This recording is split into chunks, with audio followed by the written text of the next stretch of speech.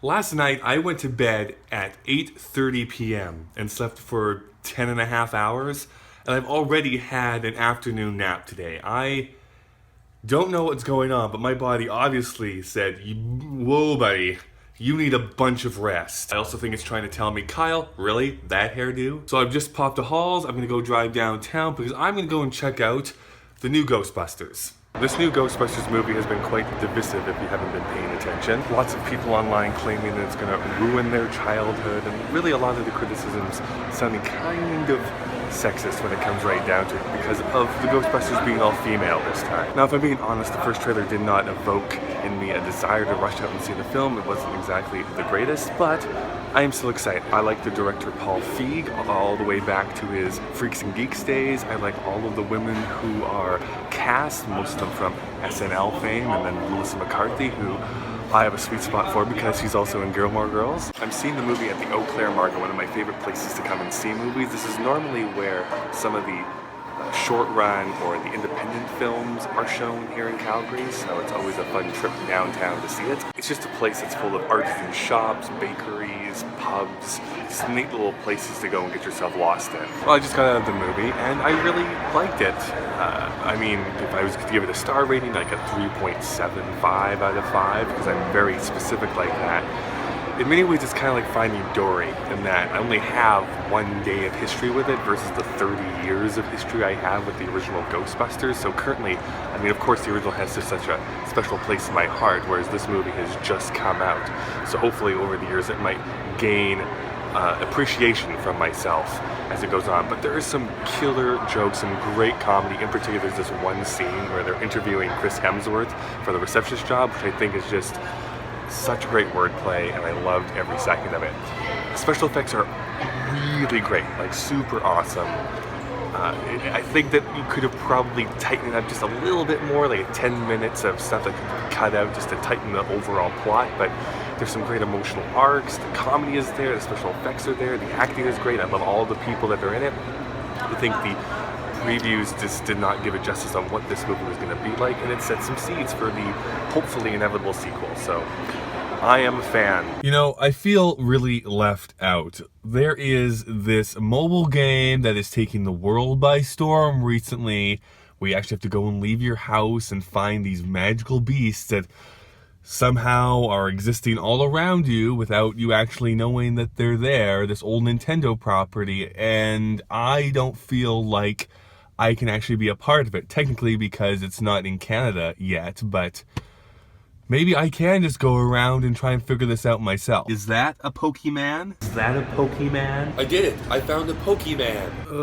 This is getting really old. I actually came home from work early today. I asked to leave early because my face is just a big glob of mucus right now. I'm having a hard time swallowing. It's the gift that keeps on giving, is this sickness of mine, which is very odd for me. As I said before, I don't get sick very often. And even when I do, it's like a 24-hour, maybe 2-day thing at the absolute most. This is now like day 4 or something, and I'm just gonna sit here on the couch, not move, and watch Star Trek Into Darkness, which is only gonna make my fever slightly worse. I'm shirking my duties. I didn't film a single thing yesterday, which I feel kind of bad for, but I think I'm on the mend a little bit. This cough that just won't go away. I'm a little bit sick still, so what better way to combat that than a milk-based beverage this morning? I swear, just when I think I attain just a little bit of adulthood in me, I go ahead and spill an entire cup of tea on my lap. Although that's the first time I've gotten to second base in a while. You know, I'm sitting here finishing my video. It's uploading right now, processing. This is the first time skateboarder video, which I'm fairly proud of. There's a little bit of technical things that I wish I could have nailed a little bit better, specifically the microphone, the dead cat sock actual name that's on the microphone. A few stray hairs got into frame for about a quarter to 35% of the video, and that makes me a little bit of a sad panda. I also sound like B. Arthur, so at least there's a plus side to everything. So while I die here, I'm editing, I'm uploading, being super self-critical and also watching this miniseries called Stranger Things on Netflix. And I always think it's kind of weird, and as I'm going through puberty as well, Super 8 was the same way. These are shows or movies that are trying to harken back to the Amblin Entertainment, the E.T. Spielberg 1980s classic movie feel to it, and they usually nail a few things. They get like the acting right, the music right, the lettering, the font that they choose is right, the setting is right. They get the tone correct. But what they don't get is the actual look of the movie. These never look like they're being shot in the 1980s. I can tell that they're using super high-end video cameras from today, and there's nothing necessarily wrong with that. It's just weird that you go out of your way to make everything else kind of feel that way, but then don't make it look that way at the same time. Whoa, easy now. It's a freezer saying hi. Be that as it may, I usually dislike movies that are just trying to copy a look that have nothing to say, and I think this actually is trying to be something a little bit more. So check that out, Stranger Things. Again, not a sponsor, but would gladly take Netflix's money.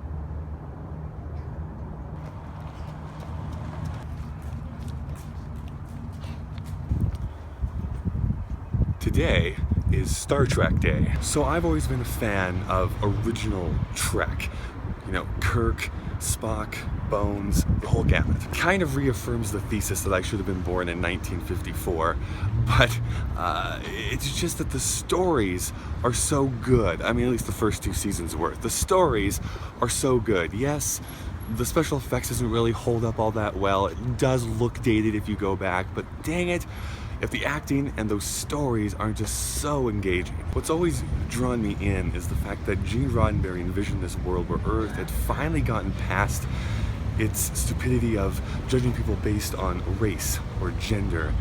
And instead, we had evolved past that. And yes, we had outside aggressors and people that were trying to, you know, deny us our liberties, but Earth had finally wisened up. It was also the science fiction of ideas. It wasn't just the big space battles that were important, but instead the ideas of love, longing, our place in the world, all these heavy ideas that really drew me in. I'm definitely no hardcore Trekkie. I've only ever seen the original series, all the movies, and Next Generation. The 3 other TV shows I have never watched a single episode of, but they're now on Netflix, so maybe I can give it a try. I have always affirmed that Star Trek works best on television. It's not that the movies are necessarily bad, there's actually some really great ones. It's just that, especially with the new J.J. Abrams reboot, it seems to be all space battle and special effect and grandiose thing, and that never is what Star Trek was. There's always a part of me that's excited to revisit that world again, so here's hoping it's good. Alright, let's waste some time in a bookstore.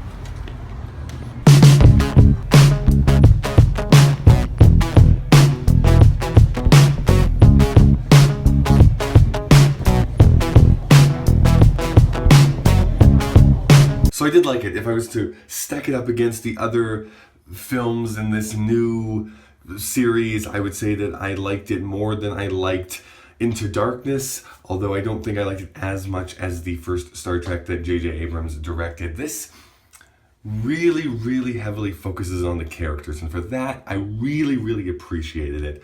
You can see that Simon Pegg, who wrote the script, really understands the characters, and especially the relationship that Captain Kirk, Spock, and Bones all have. And the nice thing that he did was give something to do to every single person in the immediate crew of the Enterprise. You know, like Sulu actually had something to do. Probably for the first time ever in a Star Trek movie, Sulu had something to do. Chekhov had something to do. Uhura had something to do. Everybody had their own little story that paid off in the end as they all came together in a sweeping overture.